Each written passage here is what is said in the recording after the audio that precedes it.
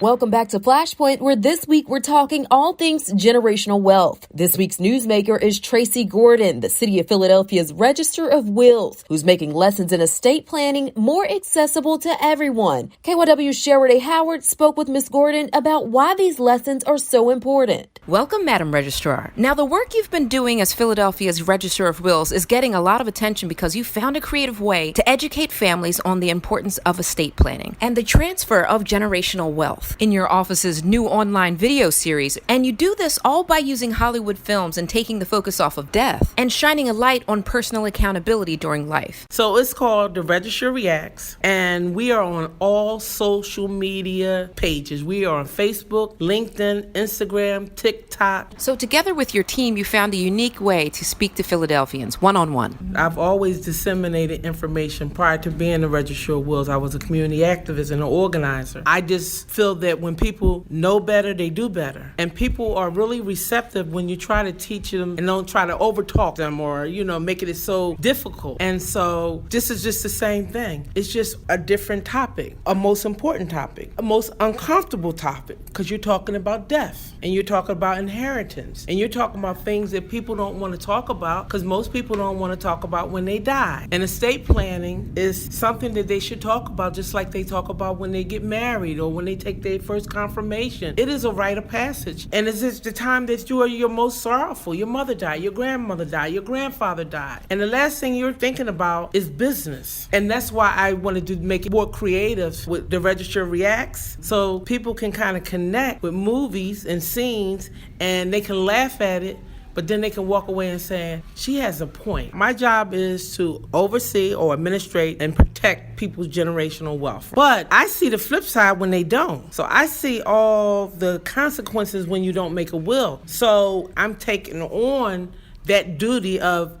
educator. So I'm trying to help people protect their generational wealth. Unfortunately, COVID came, so I had to be very creative about my outreach. As a community activist, we're normally going out to people. I had to figure out how to do it and get people to come on Facebook and log in on Instagram and not just scroll past. So we had to be kind of loud with it. Historically, in Black and Brown communities, there have been barriers put up, systemic, institutional, and even cultural, making accumulating generational wealth difficult. And you say in your personal experience as a woman of color and an educated person in the field that estate planning is vital to transferring generational wealth. It affects us more because most of us only have that one row house.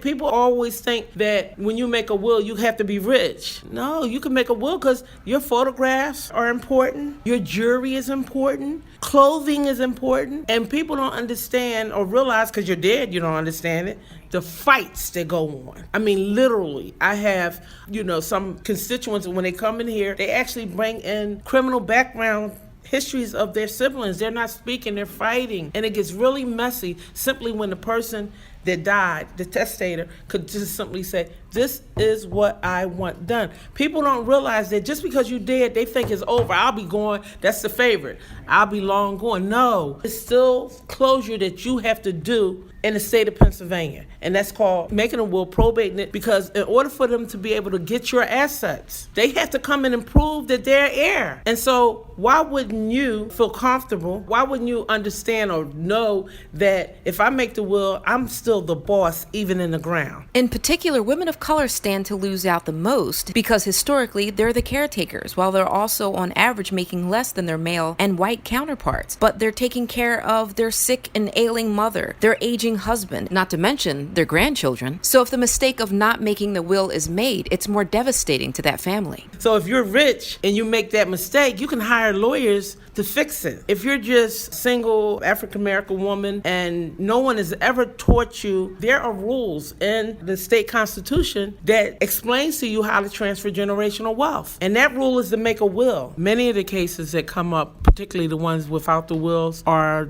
women of color. And the sad thing about it is women of color, particularly in Philadelphia, are heads of the household. And so when they don't have this financial information, it impacts their entire family because they are the decision makers, they are the caretakers, and a lot of times this adversely affects them, because when Big Mama dies, normally the person that was taking care of Big Mama was another Big Mama, the aunt, the sister, the sibling, and they're the ones that's conducting all the business. And so I really want to get them to start listening to this. We are natural nourishers, but when it comes down to the business, we are financially behind. The consequences when you don't make wills is more devastating to people of color than people who aren't. And you say this is basic education. These things should be taught early in life. Why isn't this taught in school? And I'm not just saying college. I'm talking about elementary school, middle school, and high school, because they inherit things too. They're orphans as well. Some of their parents or grandparents or whoever their custodians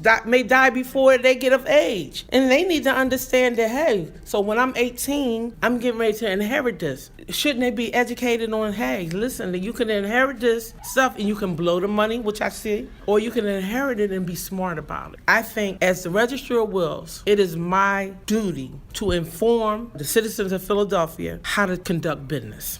Okay, now millennials and Zoomers, you say this video series is also about starting this difficult conversation with them, not just about the baby boomers. It's about getting everyone on the good foot. Within the next 20 to 25 years, $68 trillion of assets is going to transfer from the baby boomers down to the millennials you're just talking about. So one, the baby boomers need to get their business together so their millennial heirs won't have the difficulty and go through the confusion. And then two, I have to teach the millennials to understand when you do inherit these assets, then you need to make a will. And the registry reacts. Everybody looks at TV. Everybody looks at movies. Everybody knows Boys in the Hood. Everybody knows Game of Thrones. And that should get all generations listening. It needs to become a conversation, Shara. It needs to. It's like almost taboo. Somewhere the cycle has to be broken, and somewhere the connect has to be there. And you said movies like Soul Food and Boys in the Hood are great examples of real life problems and things that you run into when people pass away. The real life situations that hits them better. You don't want to make the decision. I don't want to make any difference amongst our children, but you know there's one kid you might not want to leave the executor because